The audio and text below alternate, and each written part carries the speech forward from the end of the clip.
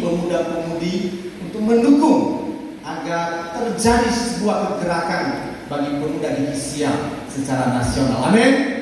3 hari ini adalah waktu istimewa bagi saya dan saudara untuk mengalami Tuhan di sini.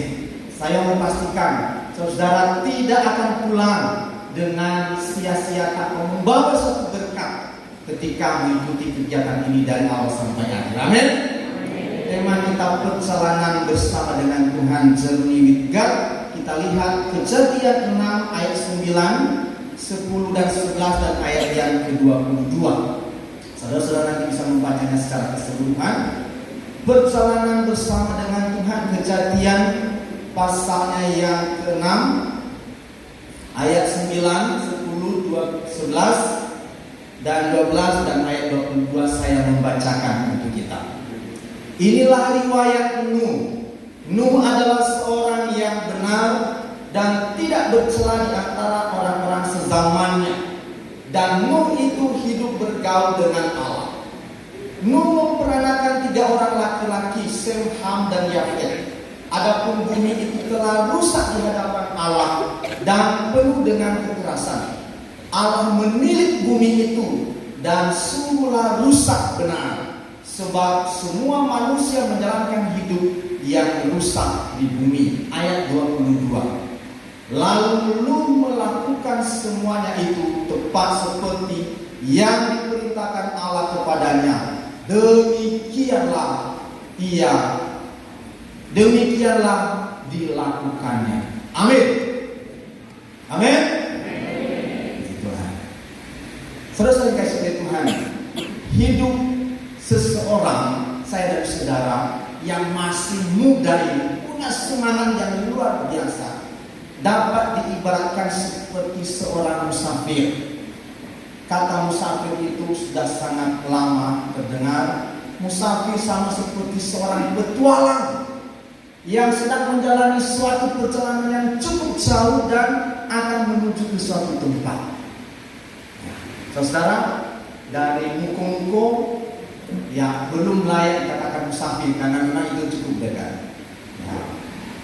Musafir itu seorang perjalanan yang jauh, mungkin berminggu-minggu. Ini sebuah perjalanan. Nah, pada kenyataannya kehidupan dalam sebuah proses perjalanan tidak seperti jalan tol mulus. Kadang-kadang kita akan mendaki, menanjak, lalu kemudian menuruni lembah, bahkan sedikit akan berbelok, sedikit ke lereng gunung dan mulai berliku-liku. Kurang lebih kehidupan dalam sebuah perjalanan seperti itu. Apakah begitu gambaran dari perjalanan saudara? Ya, masih muda, bisa jadi. Saudara dikasih oleh Tuhan, ada kalanya perjalanan kita menuruni suatu lembah, maka sebenarnya Kristen itu di kepanjangan dari 2 kata sebenarnya. Kristen, yaitu hidup di antara krisis dan masa tenang. Ada waktu tenang, ada juga waktu krisis, tapi tidak selama-lamanya krisis. Ada juga waktu tenang yang dianugerahkan oleh Tuhan. Itulah hidup. Itu sebuah fakta yang tidak dapat kita ubah, hanya dapat kita menjalani. Nah, karena itu perjalanan hidup harus dilihat dalam rangka perjalanan mengiring Tuhan. Kita berjalan dalam pengiringan kita kepada Tuhan, itu bukan sesuatu yang mudah. Ada kalanya kita jatuh, ada kalanya kita harus bangkit lagi.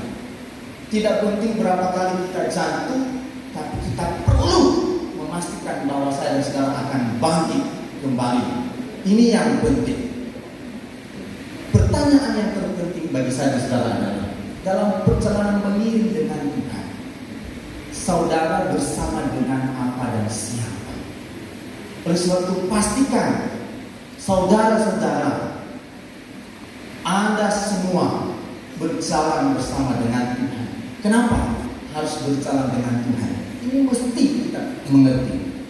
Karena hanya Tuhan yang punya tujuan. Karena Tuhan menciptakan saya dan saudara dari awal untuk satu tujuan yang itu sebuah perjalanan. Dan hanya dalam Tuhan ada pertolongan ketika kita mungkin mulai lelah dalam sebuah perjalanan itu. Ada pertolongan yang datang dari Tuhan. Itu pertolongan daripada Tuhan. Ada banyak orang tidak memikirkan hal ini, mau berjalan sendiri dengan kekuatan sendiri. Yang terjadi apa? Yang terjadi adalah kelelahan dan frustrasi, kemudian keputusasaan. Ini penyebabnya. Kenapa? Dia tidak mengerti. Dia pokoknya berjalan saja menurut apa yang dia mau. Ini yang dilakukan oleh generasi Nuh. Ayat yang ke-12. Allah menilik bumi itu dan semula rusak benar. Sebab semua manusia menjalankan hidup yang rusak di bumi. Perhatikan, bahwa manusia melakukan apa yang dipandangnya baik. Oh, saya pikir melakukan ini baik, saya lakukan. Oh, saya pikir melakukan ini dan itu baik menurut pemandangan saya. Akhirnya apa yang terjadi pada masa Nuh? Akhirnya Tuhan harus membinasakan semua makhluk dan manusia. Tetapi kepada Nuh secara khusus dikatakan bahwa Nuh memiliki sebuah keistimewaan di hadapan Tuhan. Ia hidup di zaman yang rusak. Ia hidup di zaman manusia blok-blok moralnya, mengalami degradasi moral.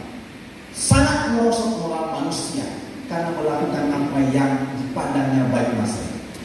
Maka dikatakan tadi Tuhan menilik bumi. Menilik artinya Tuhan melihat semua manusia di bumi, tidak ada satupun yang benar kecuali satu orang. Siapa namanya? Nuh. Nuh ini dikatakan di ayat 9, ia adalah seorang yang benar dan tidak bercela di antara orang yang sezamannya. Artinya satu-satunya yang hidup benar pada masa itu, pada generasi Nuh, adalah Nuh seorang. Ini luar biasa. Kok bisa ya? Bukankah semua orang melakukan kesalahan, tapi Nuh tetap berdiri teguh dengan pendirian dan prinsip rohaninya, harus takut akan Tuhan. Ini sesuatu yang luar biasa. Lalu kalau kita melihat yang berikut, belajar dari seorang Nuh, maka ia berjalan bersama dengan Tuhan, mendapat penyertaan Tuhan dan perkenaan Tuhan. Ini merupakan pelajaran dan harusnya menginspirasi saya dan saudara hari ini. Bagaimana kita juga menjalani hidup dalam dunia yang semakin merosot saat ini.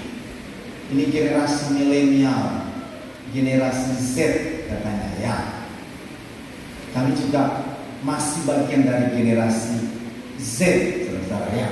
Kami bisa mengecap generasi milenial ini. Kita berada dalam perkembangan industri 5.0, di mana pola pekerjaan orang yang mendasar pada mulanya itu berubah secara total menjadi cara-cara yang digitalisasi. Ini sesuatu perubahan. Saudara tahu bahwa perkembangan digital ini bisa memberikan dampak positif bagi orang, tapi bisa juga dampak negatif. Tentunya kita tidak menyalahkan kenapa berkembang teknologi luar biasa ini. Tidak mungkin kita salahkan. Yang mau kita pastikan bahwa kita akan berjalan bersama dengan Tuhan. Kita tahu bagaimana memanfaatkan teknologi canggih yang sedang ada di zaman kita hari ini. Kalau orang lain menggunakan teknologi yang secanggih sekarang ini untuk hal-hal kejahatan, saudara tentunya harus berbeda. Amin. Yang pertama, bagaimana Nuh menjadi berbeda dengan orang sezamannya, dan ia berjalan konsisten, journey with God. Yang pertama, di ayat yang ke-9 tadi, bahwa Nuh seorang yang hidup benar dan tidak bercerai. Boleh dikatakan Nuh ini adalah seorang yang melawan arus. Semua orang melakukan kejahatan, Nuh sendirian tetap berdiri kokoh dengan prinsip takut akan Tuhan. Adakah kita seperti itu hari ini? Saudara bukan orang yang ikut-ikutan melakukan kejahatan, tetapi berdiri teguh dalam satu prinsip. Orang percaya kepada Yesus Kristus harus selalu hidup benar. Amin. Amin. Ini yang pertama. Yang kedua, ayat 9b, Nuh hidup bergaul dengan Tuhan. Ayat 9b-nya, Nuh hidup bergaul. Tuhan bagimu itu seperti seorang sahabat yang selalu disapa tiap hari, yang selalu dicek WA. Bapak, aku hari ini begini melalui doa tentunya. Selalu mendengar Tuhan berbicara melalui firman-Nya. Ini namanya bergaul dengan Tuhan. Kesenangannya adalah berdoa, memuji Tuhan, menyembah Tuhan, mendengarkan firman Tuhan. Ini kenapa Nuh bisa tegar, tidak ikut arus umum, oleh karena dia bergaul dengan Tuhan. Pastikan tidak hanya 3 hari ini kita akan bergaul dengan Tuhan, tapi seterusnya. Bagaimana kita akan bergaul dengan Tuhan? Para pembicara kita sudah menyiapkan materi mereka. Mereka akan melayani kita dengan baik. Mereka telah mempersiapkan dengan baik materi mereka. Kita akan dilawat oleh Tuhan dan kita akan mengalami Tuhan di tempat ini. Amin. Yang pertama, hidup benar. Yang kedua, bergaul dengan Tuhan. Dan yang ketiga, taat pada perintah Tuhan. Ayat 22 dikatakan, lalu melakukan perintah Tuhan untuk membuat bahtera seperti yang diperintahkan Allah kepadanya. Demikianlah dilakukannya. Ini luar biasa. Bagaimana prosedurnya? Bagaimana harus melakukan membuat bahtera yang besar itu? Itu bahtera itu sekitar 6 hektar luasnya, sehingga menampung semua spesies binatang berpasang-pasangan. Zaman Nuh, bumi dihanguskan oleh air bah, tapi melalui Nuh yang membuat bahtera di atas bukit Ararat. Pada zaman itu dia diketahui ngapain orang gila itu membuat bahtera sebesar itu. Kapal pun dibuat itu harusnya doknya itu di pantai, di muka-muka sana. Tapi ini di bukit, saudara, tidak masuk akal. Tapi karena Tuhan yang memerintahkan, Tuhan yang menyuruh, dikatakan ayat 22, maka ia melakukannya tepat seperti yang dikatakan oleh Tuhan. Ini luar biasa. Tuhan mencari orang-orang seperti ini hari ini, yang diberikan perintah lalu melakukan persis seperti prosedur yang telah diberikan. Tuhan bilang begini, buatlah bahtera itu 300 hasta panjangnya, 50 hasta lebarnya. Tepat seperti itu Nuh melakukannya. Ini luar biasa. Tuhan mencari orang-orang yang taat, like Nuh pada generasi. Saudara-saudara yang dikasihi oleh Tuhan, di tengah arus dunia seperti Mars, kita bersyukur, terima kasih untuk Kenny Margono. Tolong disampaikan ya. Ini anak kita Kenny Margono membuat sebuah Mars yang indah, begitu bersemangat.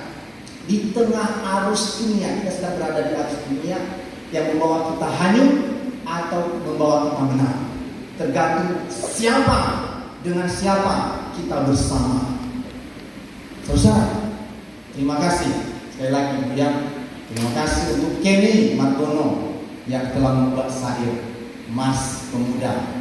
Mudah-mudahan ini menjadi mas selanjutnya yang akan kita nyanyikan dalam event pemuda nasional seperti ini.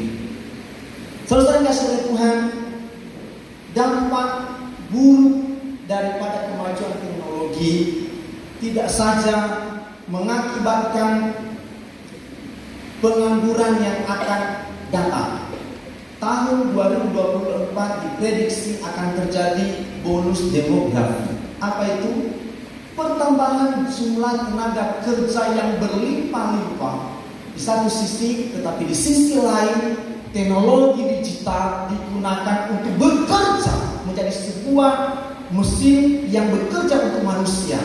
Implikasinya adalah terjadinya pengangguran besar-besaran di tahun 2024. Ini salah satu implikasi kemajuan teknologi. Salah satu yang lainnya adalah seorang bernama Putri Amelia secara jujur di Quora dia mengatakan begini. Saya jujur, saya menggunakan gadget dalam sehari itu 5-10 jam. Padahal sebenarnya mengakses media YouTube, TikTok dan segala macam itu nggak ada penting-pentingnya juga sebenarnya. Tapi ya itulah, sebagai orang muda saya memanfaatkan semua itu. Saudara, ini sebuah pengakuan jujur dari seorang yang muda namanya Putri Amelia. Saya tidak tahu saudara apakah juga menggunakan 1 jam untuk gadget sehari, atau saingan dengan Putri Amelia 5-10 jam sehari. Waktu tidurnya pasti sudah kurang, waktu belajarnya sudah kurang, nilai di sekolah pasti akan menurun. Saudara, gunakan teknologi untuk sesuatu yang produktif, yang membangun kita, yang bisa menghasilkan sesuatu untuk kemajuan kita. Di sini letaknya orang yang berjalan menurut keinginan sendiri dengan orang yang berjalan bersama dengan Tuhan. Seseorang yang berjalan bersama dengan Tuhan hidup benar, taat firman Tuhan, selalu bergaul dengan Tuhan. Tapi seseorang yang tidak berjalan dengan Tuhan, dia akan dipimpin oleh diri sendiri, dan apa yang dipandangnya baik itulah yang dilakukannya. Ketika kita percaya kepada Yesus sebagai Tuhan dan Juru Selamat, hidup kita bukan lagi milik kita sendiri. Dalam 1 Korintus, sebab engkau telah ditebus dengan harga yang lunas dibayar, maka hidupmu bukan milikmu sendiri, tapi milik Dia yang telah menebus saya dan saudara. Amin. Saya dan saudara tidak lagi memiliki diri sendiri. Ketika saya dan saudara percaya kepada Yesus, sejak itu maka kita tidak lagi hidup menurut keinginan kita. Terserah saya, papa mama tidak usah peduli dengan saya. Saya mau mengatur diri sendiri, saya sudah dewasa. Bukan begitu. Orang tua perwakilan Tuhan di bumi yang memberi nasihat, karena selalu orang tua memandang jauh ke depan supaya anak-anaknya berhasil, sukses, menjadi berkat bagi gereja, menjadi berkat bagi bangsa dan negara. Ini kerinduan semua orang tua. Itulah sebabnya maka diberikan nasihat. Nah, saudara-saudara yang dikasihi oleh Tuhan, itu artinya bahwa setelah kita ditebus oleh Kristus, maka ada satu tujuan Tuhan untuk saya dan saudara. Dia akan menjadikan saya dan saudara sebagai agen perubahan dalam dunia ini. Pemuda adalah pemimpin bagi generasinya. Seringkali kita dengar pemuda adalah pemimpin untuk masa depan. Masa depan kapan? Masih lama. Bukan. Yang benar adalah pemimpin. Pemuda adalah pemimpin bagi generasinya. Saudara yang duduk dalam ruangan ini hari ini adalah pemimpin perubahan bagi generasi saudara. Generasi Nuh, dia telah menjadi alat perubahan di zamannya. Masanya sudah lewat. Setelah 700 tahun ia meninggal. Kini siapa yang masih tinggal dunia? Saya dan saudara. Kita adalah pemimpin bagi generasi kita. Oleh sebab itu gereja harus memberdayakan semua pemuda. Pemuda-pemudi di gereja bukan pelengkap dari komposisi kategorial. Supaya lengkap unsur kategorialnya anak PPA, remaja, pemuda, anak muda. Tapi tidak diberdayakan. Wah, ini pesan untuk para gembala yang hadir hari ini. Bahwa pemuda perlu diberdayakan. Mereka harus menjadi pemimpin di masa generasi mereka.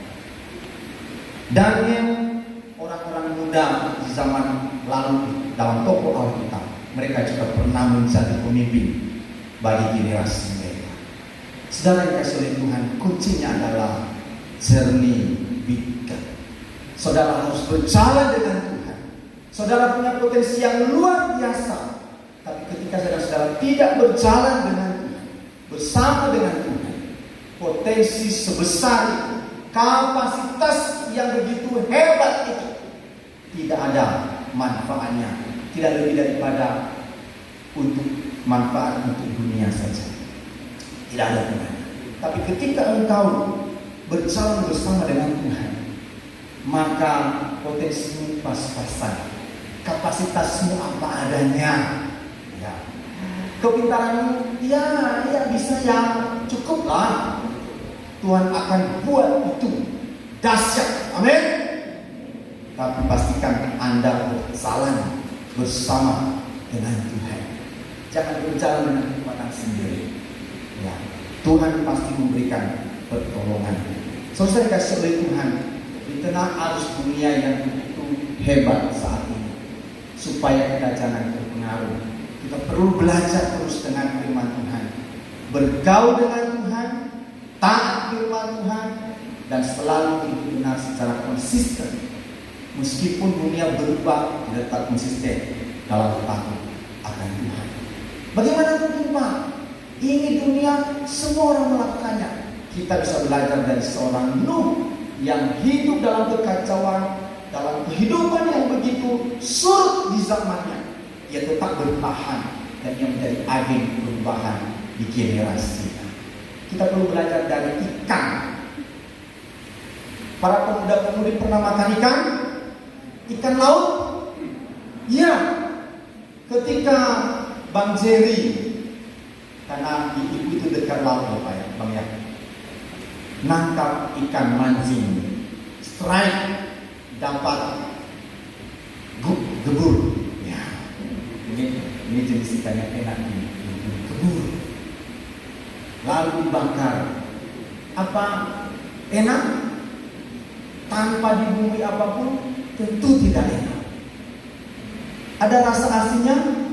Tidak ada, kecuali digarami. Inilah ikan. Ikan ini hidup tiap-tiap hari di lingkungan air asin. Hari-harinya merasakan keasinan laut begitu luar biasa. Tapi sedikit pun daging si gebur itu tidak tercemar oleh keasinan. Ini luar biasa. Pastikan saya dan saudara berusaha bersama dengan Tuhan. Kita memang hidup di lingkungan yang kacau. Kejahatan manusia terus bertambah-tambah. Kemerosotan moral menghinggapi semua orang. Tapi kita dapat bertahan. Kita tidak otomatis terkontaminasi. Amin. Kita seperti ikan. Pada zaman Yesus Kristus hidup 33 tahun di dunia, ia pun hidup di lingkungan yang kurang baik, penuh dengan kekerasan, penuh dengan kekacauan, penuh dengan kemerosotan moral. Tapi apakah Yesus Kristus kita tahu dia pernah berdosa? Tidak. Alkitab menyaksikan bahwa Yesus Kristus hidup tanpa bercacat celah, tidak terkontaminasi dengan arus dunia. Demikian harusnya saya dan saudara. Kalau kita percaya kepada Yesus Kristus, berarti kamu harus hidup seperti Yesus Kristus telah hidup. Karena Yesus adalah Bapa kita, kita harus mengikuti jejak. Kita boleh belajar dari ikan di laut yang tidak terkontaminasi dengan keasaman. Tapi sebaliknya, perintah Tuhan, engkau harus menjadi garam dunia. Bukan sebaliknya, engkau digarami oleh dunia. Siap menjadi garam dunia? Wah, kurang semangat. Tidak siap ini ya. Mudah-mudahan nanti 3 hari ke depan sudah sangat siap. Sekali lagi saya tanya, mudah-mudi Genesia siap menjadi garam dunia? Siap. Tidak siap digarami dunia? Siap juga. Hanya dibalik sedikit ya. Tidak siap digarami oleh dunia, tapi siap menggarami dunia karena perintah Tuhan. Yesus, kamu adalah garam dunia. Saudara-saudara kasih oleh Tuhan, kita berada di sini di kompleks Kanaan. Ini kompleks Kanaan namanya. Saudara, walaupun belum ke tanah perjanjian, tapi saudara sudah tiba di kompleks Kanaan di Genesia. Di sini, inilah pusat sinode kita di Genesia. Kita sebagai satu keluarga besar. Panitia men-setting kita menginap, ada yang di Hebron, ada yang di guest house, ada yang di aula sini. Dicampur adukan. Tak masalah. Kenapa? Karena kita adalah sesama saudara. Satu keluarga besar. Ada dari Musirawas, wilayah 1, wilayah 4, wilayah 3 sudah datang ke sini dari Depok, sudah hadir juga. Tuhan. Kita adalah keluarga, itu sebabnya di sini dalam beberapa hari yang akan datang kita perlu menjaga satu dengan yang lain. Kita perlu sabar satu dengan yang lain. Kita perlu memperhatikan satu dengan yang lain. Kalau ada barang yang tercecer, kita perlu ingatkan siapa punya ini. Perlu dibantu. Kenapa? Karena saudara. Ini adalah kesempatan yang luar biasa untuk bisa bertemu dengan setiap orang saudara di seluruh Genesia. 3 hari ke depan merupakan perjalanan kita bersama dengan Tuhan. Kita adalah orang-orang yang diutus dari jemaat-jemaat lokal masing-masing sebagai komisioner pemuda supaya hadir nanti kembali akan menjadi pemimpin-pemimpin di gereja lokal masing-masing. Artinya bahwa keterutusan saya dan saudara sebagai personil pemuda di gereja lokal saudara masing-masing adalah privilege yang saudara terima pada momen ini. Mungkin di depan bukan lagi saudara yang akan diutus. Oleh karena itu, pastikan kehadiran saudara di sini dan selama hari ini, besok dan lusa, pastikan saudara mengalami Tuhan di sini. Jangan pulang. Kalau saudara merasa kok sesuatu ada yang kurang, hubungi panitia biar dilayani secara khusus. Saya tidak mau pulang. Saya ingin mendapatkan sesuatu di sini. Saya ingin mengalami Tuhan di sini, tapi saya belum mengalaminya. Mohon pertolongan. Saya mau pulang. Saya tidak mau pulang dengan tangan yang hampa. Saya harus membawa sesuatu dari sini untuk saya bawa di gereja saya, di gereja lokal saya di sana. Nah, pastikan itu yang kita lakukan. Oleh sebab itu, saya dan saudara perlu bersama dengan Tuhan, bukan hanya sekarang, tetapi seterusnya. Ketika kita percaya kepada Yesus, Roh Kudus hadir dalam hati kita. Alkitab berkata bahwa hidup kita adalah baiknya Roh Kudus. Kristus ada di dalam hati kita, hidup kita, dan kita juga ada di dalam Kristus. Journey with God now and forever. Amin. Amin. Kita akan nyanyikan satu lagu. Menjadikan hidup ini untuk tempat kediaman Tuhan. Serahkan hidupku ini untukmu, ya Allah.